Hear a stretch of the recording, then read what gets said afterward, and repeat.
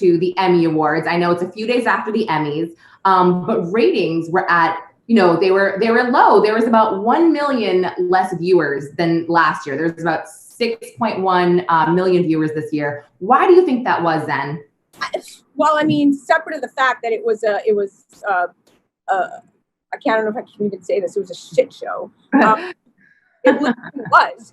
If Jimmy Kimmel, over a platform of 130 mock fake audience that he doesn't even tell people they're fake till like 10 minutes after the fact. Oh, by the way, that was a joke. That was not real. That was funny. At the beginning, I was like, wait, where am I right now? How did they, it's last year's. Okay, got it. Yeah, and then you have Jason Sudeikis. This was kind of an interesting one. It was kind of funny. But you have Jason Sudeikis going, yeah, I got the memo about presenting with an alpaca, and somehow it read I would be presenting with Al Pacino.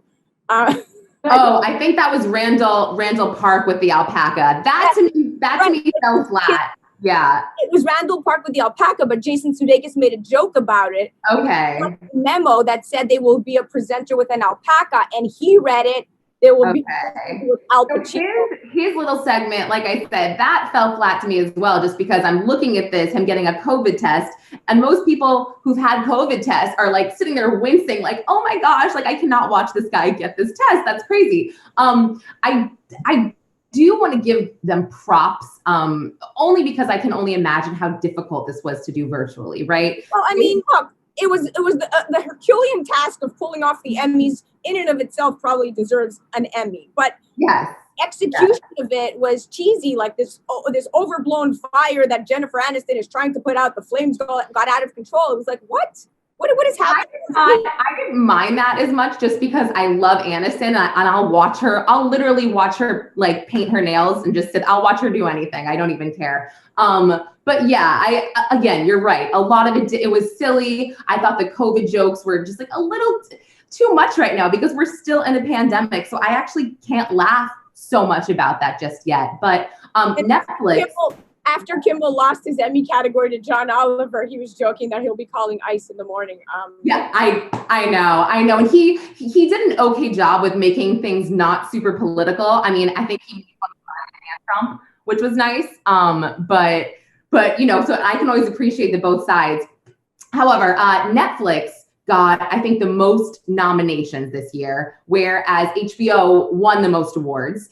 And then there was a shitstorm, quote unquote shitstorm, like a shit sweep, Schitt's Creek. It was the Schitt's Creek Awards. Yes.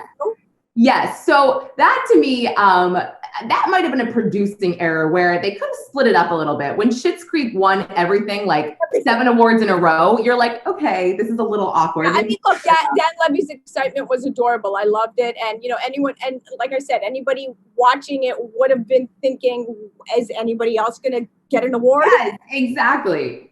But I'm a Canadian and I love Schitt's Creek, and I love I think that the cast is phenomenal. I think that the writing is incredible. I think that the cinematography, I just think all of it is perfect. Yes, and I've only watched the first season. That's on my list to finish, but I knew it was always going to be there, so I never rushed to watch it, because it's an easy watch. To me, it's like The Office. I can just put it on while I'm doing things around the house, and I can watch it. So that's definitely on my list. But what did you think about Zendaya being the youngest person? That was my favorite part of the night, because Zendaya's reaction and her family reacting to her win, that was the highlight of my night. It was such a beautiful moment. They were all so genuinely happy for her, and she was great in Euphoria. I mean, she was phenomenal. Okay, so I did not watch it. So anyway, I think we have to wrap things up, Zen, but this is, like I said, this was so great. We totally connect and share a lot of the same views on this entertainment stuff. We're definitely doing lunch, okay? Yes, we're doing lunch, and I would love to have you on my podcast as well. Yeah, let's do it. Yeah, we should totally do that. All right, Xen Sams, thank you so much for joining us.